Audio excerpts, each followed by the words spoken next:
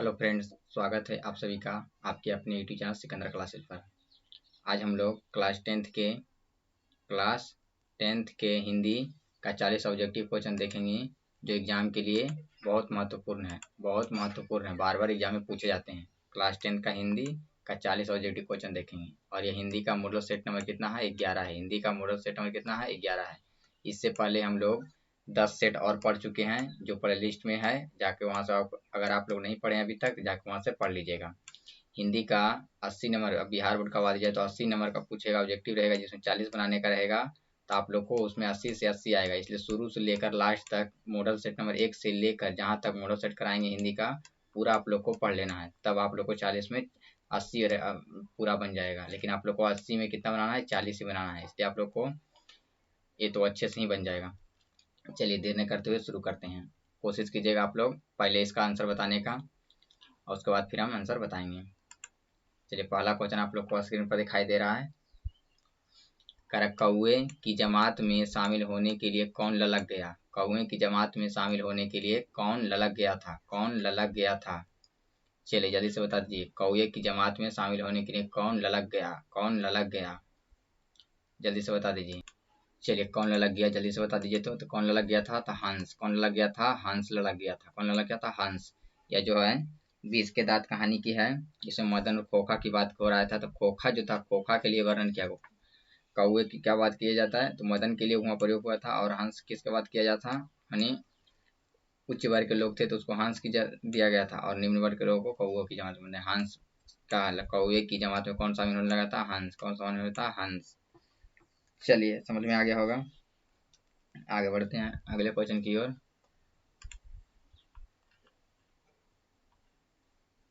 अगला क्वेश्चन कर रहा है, सेन साहब का मित्र क्या था? सेन साहब का जो मित्र थे वह क्या थे? सेन साहब का मित्र क्या थे? चलिए जल्दी से बता दीजिए, सेन साहब के मित्र क्या थे? जल्दी से बता दीजिए, सेन साहब के मित्र क्या थे? तो पत्रकार। क्या थे? एक पत्रकार थे। चलिए आगे बढ़ते हैं अगले क्वेश्चन की ओर। करण नलिन विलोचन शर्मा जन्म से कौन सी भाषा भाषी थे? नलिन विलोचन शर्मा जो थे जन्मना कौन सी भाषा भाषी थे? मतलब उनका जन्म का भाषा कौन था? चलिए जल्दी से बता दीजिए, नलिन विलोचन शर्मा का जन्म से कौन सा भाषा था? जल्दी बताइए कौन सा? तो भोजपुरी। कौन सा था? भोजपुरी। चलिए आगे बढ़ते हैं अगले क्वेश्चन की ओर। सेन साहब की पुत्रियों में से थी। सेन साहब की पुत्रियों में से एक थी, मतलब सेन साहब में की पुत्रियों में से एक कौन थी? पहले ही बता दीजिए, सेन साहब की कितनी पुत्रियां थी? सेन साहब की कितनी पुत्रियां थी? उसमें से एक इसमें से कौन है? उनमें से एक कौन इसमें है? तो सेन साहब की कितनी पुत्री थी? तो 5। सेन साहब की पुत्री कितनी थे? 5 थे। कितने थे? 5 थे। उनमें से एक कौन थी? चलिए जल्दी से बता दीजिए, उनमें से एक कौन थी?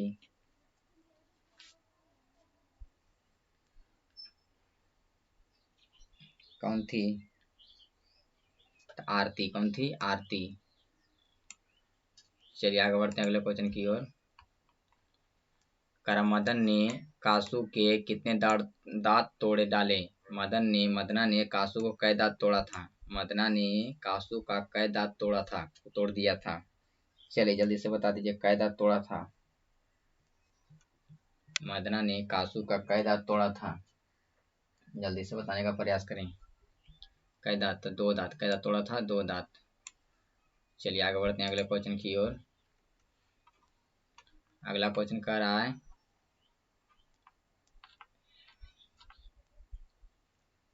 सेन साहब की कितनी पुत्रियां थी? सेन साहब की कितनी पुत्रियां थी? देखिए क्वेश्चन आ ही गया, सेन साहब की कितनी पुत्री थी? चलिए अभी बता चुके हैं कितनी पुत्री थी। जल्दी से बता दीजिए आप लोग, कितनी पुत्री थी?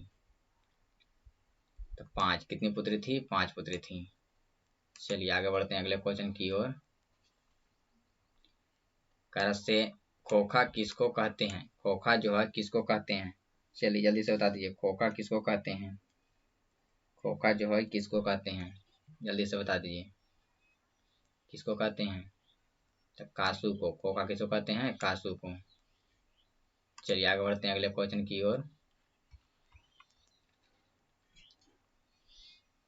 करा 20 के दांत शीर्षक कहानी के कहानीकार कौन है? 20 के दांत शीर्षक कहानी के कहानीकार कौन है? चलिए जल्दी से बता दीजिए, 20 के दांत कहानी के कहानीकार कौन है? जल्दी से बता दीजिए कौन है? तो नलिन विलोचन शर्मा। नलिन विलोचन शर्मा कौन है? नलिन विलोचन शर्मा। चलिए आगे बढ़ते हैं अगले क्वेश्चन की ओर। करा मदन की उम्र क्या थी? मदन की उम्र क्या थी? चलिए जल्दी से बता दीजिए, मदन जो है कितने वर्ष का था? मदन की उम्र कितना था? चलिए जल्दी से बता दीजिए,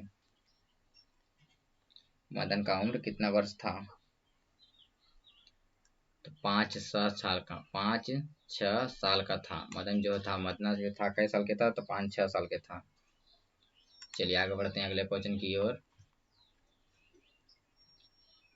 करा मदन कासू जो है मदन के साथ किस खेल में शामिल होना चाहता था? शारिक लिखा गया है या शामिल होगा? क्या होगा? शामिल होना चाहता था। मदन जो है शारिक होना चाहता था या शामिल होना चाहता?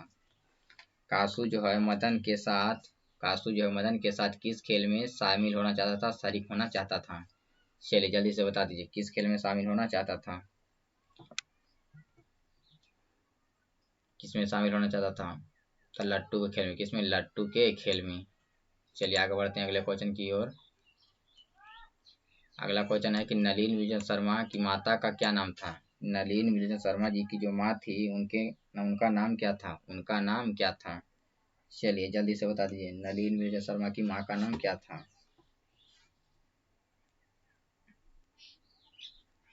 जल्दी बता दीजिए। तो रत्नावती शर्मा। रत्नावती शर्मा क्या था? रत्नावती शर्मा। चलिए आगे बढ़ते हैं अगले क्वेश्चन की ओर। ये सभी क्वेश्चन एग्जाम में बार बार पूछे गए हुए हैं। करसेन साहब किसके व्यंग से ऐंठ कर रह गए? ऐंठ कर रह गए। सेन साहब किसके व्यंग से ऐंठ कर रह गए? किसके व्यंग से ऐंठ कर रह गए? चलिए जल्दी से बता दीजिए, किसके व्यंग से ऐंठ कर रह गए? जल्दी से बता दीजिए, जल्दी से बता दीजिए। तब पत्रकार महोदय के व्यंग से। पत्रकार महोदय के व्यंग से। चलिए आगे बढ़ते हैं अगले क्वेश्चन की ओर। करा मदन के पिता का क्या नाम था? मदन जो था उनके पिताजी का नाम क्या था? मदन के पिता का नाम क्या था? मदना के पिता का नाम क्या था? चलिए जल्दी से बता दीजिए, मदना के पिता का नाम क्या था? पापा का नाम क्या था? क्या था? तो गिरधर लाल। क्या था? गिरधर लाल। चलिए आगे बढ़ते हैं अगले क्वेश्चन की ओर। करा 20 के दांत कहानी किस वर्ग के अंतर्विधियों को उजागर करती है? 20 के दांत जो कहानी है वह किस वर्ग को उजागर करती है? चलिए जल्दी से बता दीजिए, 20 के दांत जो है किस वर्ग को उजागर करती है? किस वर्ग को उजागर करती है? निम्न उच्च वर्ग को कि निम्न वर्ग को कि मध्यम वर्ग को कि वंचित वर्ग को? किसको उजागर करती है? तो मध्यम वर्ग को। किसको करती है? मध्यम वर्ग को। चलिए आगे बढ़ते हैं अगले क्वेश्चन की ओर। कर किससे मोटर की चमक दमक को कोई खतरा नहीं था? किससे जो है मोटर की चमक दमक से कोई खतरा नहीं था? चलिए जल्दी बता दीजिए, किससे मोटर की चमक दमक की कोई खतरा नहीं था? खोखा से, ऑप्शन ए मदन से, पड़ोस से, सेन साहब की पुत्रियों से। किससे जो है मोटर की चमक दमक को कोई खतरा नहीं था? जल्दी से बता दीजिए, किससे नहीं था? सेन साहब की पुत्रियों से। किससे नहीं था? सेन साहब की पुत्रियों से। चलिए आगे बढ़ते हैं अगले क्वेश्चन की ओर। कर भारत माता शीर्षक प्रगीत पंथ के किस काव्य संकलन से लिया गया है? जो भारत माता है वह किससे लिया गया है? भारत माता जो है किससे लिया गया है? चलिए जल्दी से बता दीजिए, भारत माता जो है किससे लिया गया है? भारत माता जो है वह किससे लिया गया है? जल्दी से बता दीजिए, किससे लिया गया है? किससे लिया गया है?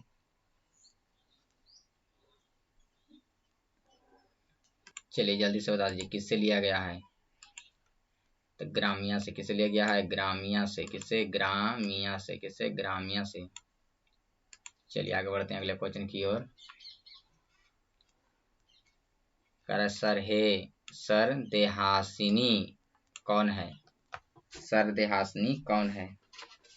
चलिए जल्दी से बता दीजिए सरदेहासिनी कौन है? सरदेहुंसनी कौन है? सरदेहुंसनी कौन है? चलिए जल्दी से बता दीजिए कौन है? तो भारत माता। कौन है? भारत माता। सरदेहुंसनी कौन है? भारत माता। सरदे हिंदू हासनी से पढ़ते हैं। सरदे हिंदू हासनी। सरदेन्दु हासनी कौन है? तो भारत माता। चलिए आगे बढ़ते हैं अगले क्वेश्चन की ओर। सुमित्रानंद पंत का जन्म कहाँ हुआ? सुमित्रानंद पंत का जन्म कहाँ हुआ था? चलिए जल्दी से बता दीजिए सुमित्रानंद पंत जी का जन्म कहाँ हुआ था? कहाँ हुआ था? कौसानी में। कहाँ हुआ था? कौसानी। कौसानी में। कहाँ हुआ था? कौसानी में, जो कहाँ पड़ता है? उत्तरांचल में। कहाँ पड़ता है? उत्तरांचल में। कहाँ पड़ता है? उत्तरांचल में। कहाँ पड़ता है? उत्तरांचल में। चलिए आगे बढ़ते हैं अगले क्वेश्चन की ओर। पंत ने काव्य लिखा था। पंत ने जो है कौन सा काव्य लिखा था? चलिए जल्दी से बता दीजिए पंत ने जो है कौन सा काव्य लिखा था? कौन सा काव्य लिखा था? तो उच्छ्वास। कौन सा लिखा था? उच्छ्वास। पंत जी ने कौन सा काव्य लिखा था? उच्छ्वास। एक पल्लव है, एक वीणा है, ग्रंथ है, गुंजन है, युगांत है, युवंती है, ग्राम्या है, ये सभी जो उन्होंने क्या लिखे थे? काव्य लिखे थे। और इनका जो है पंत जी का नाटक था आलोचना।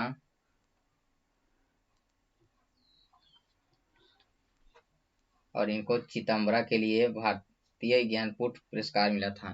पंत जी को जो है चितंबरा के लिए भारतीय ज्ञानपीठ पुरस्कार मिला था। चलिए आगे बढ़ते हैं अगला क्वेश्चन की ओर। पंत जी के पिता का नाम क्या था? पंत जी जो थे उनके पिताजी का नाम क्या था? बाबूजी का नाम क्या था? पंत जी के बाबूजी का नाम क्या था? चलिए जल्दी से बता दीजिए पंत जी के बाबूजी का नाम क्या था? पिताजी का नाम क्या था? क्या था? तो गंगा दत्त। गंगा दत्त। क्या था उनके पिताजी का नाम? बाबूजी का नाम गंगा दत्त, जो कसौनी टी एस्टेट में अकाउंटेंट थे। क्या थे? अकाउंटेंट थे। चलिए आगे बढ़ते हैं अगले क्वेश्चन की ओर। गीता प्रकाशनी किससे के लिए प्रयुक्त होता है? गीता प्रकाशनी जो है किसके लिए प्रयुक्त होता है? चलिए जल्दी से बता दीजिए गीता प्रकाशनी जो है किसके लिए प्रयुक्त होता है? किसके लिए प्रयुक्त होता है? तो भारत माता। किसके लिए? भारत माता के लिए। चलिए आगे बढ़ते हैं अगले क्वेश्चन की ओर। तप संयम कौन सा समास है? तप संयम जो है वह कौन सा समास है? जल्दी से बता दीजिए तप संयम जो है कौन सा समास है? चलिए कौन सा समास है? तो द्वंद्व समास। तप संयम जो है कौन सा समास है? द्वंद्व समास। तप संयम कैसा समास है? द्वंद्व समास। चलिए आगे बढ़ते हैं अगले क्वेश्चन की ओर। सुमित्रानंद पंत की माता का नाम क्या था? सुमित्रानंद पंत जी का माता का नाम क्या था? चलिए जल्दी से बता दीजिए सुमित्रानंद पंत जी का माता का नाम क्या था? जल्दी बताइए क्या था? तो सरस्वती देवी। क्या था? सरस्वती देवी। चलिए आगे बढ़ते हैं अगले क्वेश्चन की ओर, जो एग्जाम के लिए बहुत महत्वपूर्ण है। पंत जी का जन्म कब हुआ? पंत जी का जन्म कब हुआ था? जल्दी से बता दीजिए पंत जी का जन्म कहाँ हुआ, कब हुआ था? चलिए जल्दी बताइए कब हुआ था? तो 1900 ईस्वी में। कब हुआ था? 1900 ईस्वी में हुआ था, जो कि अल्मोड़ा जिले के रमणीय स्थल कौसनी के उत्तरांचल में हुआ था। चलिए आगे बढ़ते हैं अगले क्वेश्चन की ओर। पंत जी ने हाई स्कूल की शिक्षा कहाँ से पाई? पंत जी ने हाई स्कूल की शिक्षा जो है वह कहाँ से पाई थी?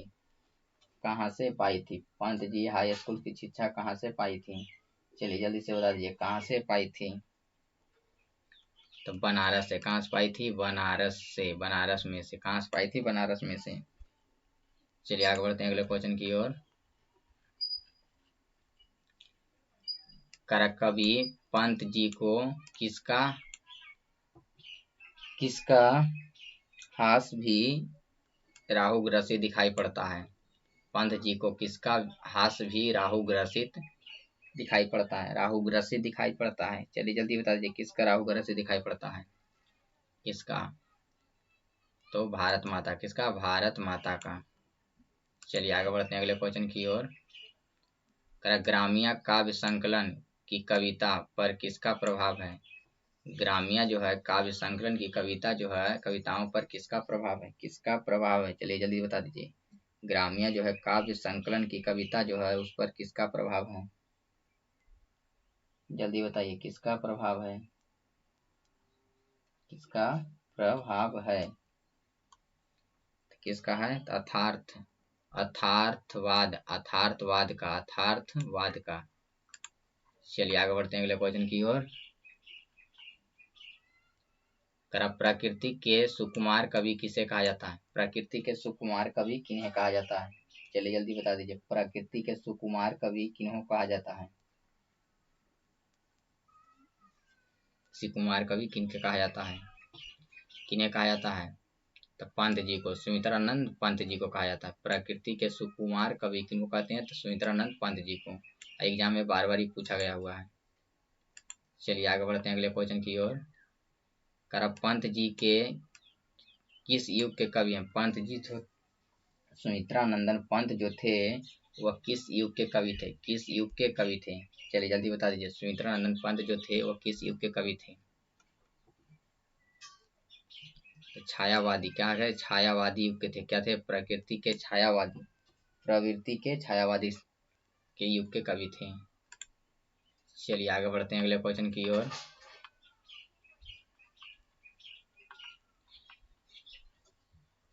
पंत जी का अंतिम काव्य था। पंत जी का जो अंतिम काव्य क्या था? पंत जी का अंतिम काव्य क्या था? चलिए जल्दी बता दीजिए। पंत जी का अंतिम काव्य क्या था? एग्जाम के लिए बहुत महत्वपूर्ण है, काफी महत्वपूर्ण है। पंत जी का अंतिम काव्य क्या था?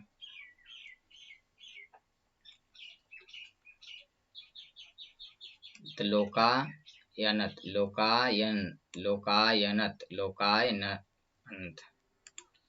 चलिए आगे बढ़ते हैं अगले क्वेश्चन की ओर। के ए जमुना द्वारा अनुदित रचना है। के ए जमुना द्वारा अनुदित रचना कौन सा है?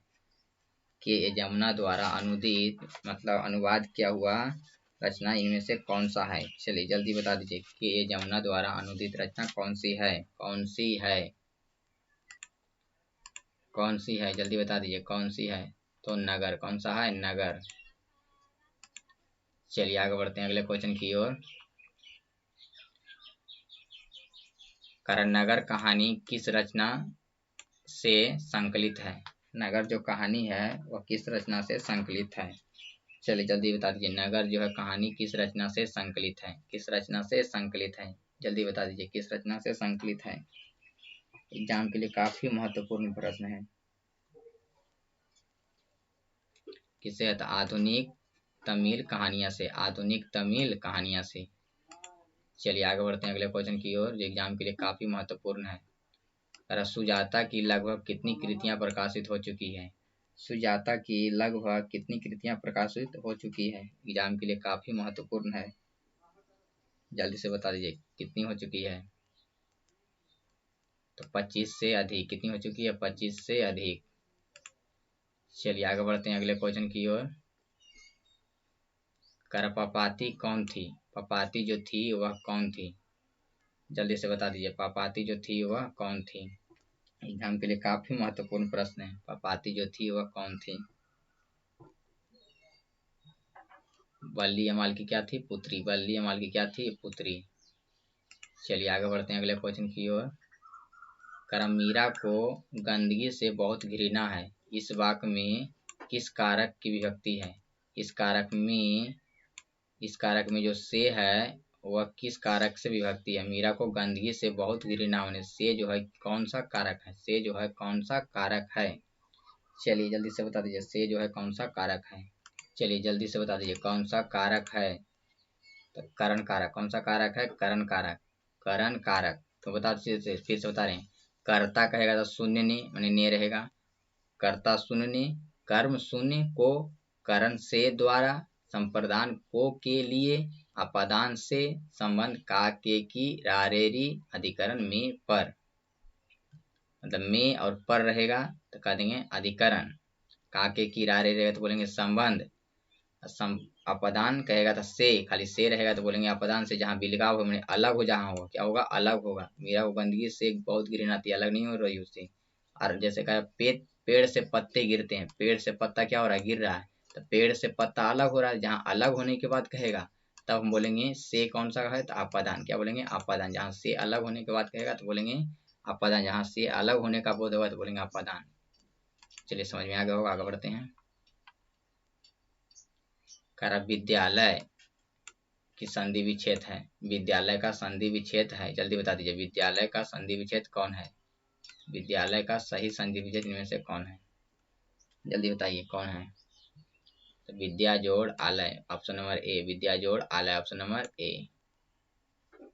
चलिए आगे बढ़ते हैं अगले क्वेश्चन की ओर। यदि विसर्ग के बाद च छ हो तो विसर्ग किसमें परिवर्तित हो जाता है। यदि विसर्ग के बाद च रहे या छ रहे, विसर्ग के बाद कुछ रहेगा, च रहेगा या छ रहेगा, तो वह जो है कौची में परिवर्तन हो जाता है, कौची में परिवर्तन हो जाता है। चलिए जल्दी से बता दीजिए, यदि विसर्ग के बाद क्या रहेगा, च रहेगा या छ रहेगा, तो वह कौची में परिवर्तन हो जाएगा। चलिए जल्दी से बता दीजिए कौची में परिवर्तन हो जाएगा। तो तालब सा में, किसमें, तालब सा में, सॉरी ये वाला होगा, इसको बोलते हैं हम लोग तालब सा, तालब सा में हो जाएगा। और ये नीचे हलंत रहेगा। इसमें देखिए दो तालब सा थे लेकिन इसमें हलंत नहीं है, तो हो जाएगा हलंत हो जाएगा। चलिए आगे बढ़ते हैं अगले क्वेश्चन की ओर। शयन का संधि विच्छेद क्या है, शयन का जो है संधि विच्छेद क्या है, जल्दी बता दीजिए शयन का संधि विच्छेद क्या है, क्या है। तो से जोड़ अयन, से जोड़ अन, से जोड़ अन होता है शयन, से जोड़ अन, ऑप्शन नंबर डी। चलिए आगे बढ़ते हैं अगले क्वेश्चन की ओर। निम्नलिखित शब्दों में कौन शब्द शुद्ध है, कौन शब्द जो है शुद्ध है, कौन सा शब्द जो है शुद्ध है, जल्दी बता दीजिए कौन सा शब्द शुद्ध है। चलिए कौन सा शब्द शुद्ध है, तो मुहूर्त, ऑप्शन नंबर बी जो है मुहूर्त जो लिखा हुआ है एकदम बिल्कुल करेक्ट है। चलिए आगे बढ़ते हैं अगले क्वेश्चन की ओर। ये लास्ट क्वेश्चन है। कारण निम्नलिखित शब्दों में कौन सा शब्द शुद्ध है, निम्नलिखित शब्दों में कौन सा शब्द शुद्ध है। चलिए जल्दी से बता दीजिए निम्नलिखित शब्दों में कौन सा शब्द शुद्ध है, ये लास्ट क्वेश्चन है, कौन सा शब्द शुद्ध है। तो ऑप्शन नंबर बी उच्छ्वास, ऑप्शन नंबर बी जो लिखा हुआ उच्छ्वास वो बिल्कुल करेक्ट है, सही है। आप लोग को यह वीडियो कैसा लगा कमेंट बॉक्स में जरूर बताएंगे। मिलेंगे अगले वीडियो में। आप लोग किस विषय पर वीडियो चाहते हैं वो भी कमेंट बॉक्स में कर सकते हैं।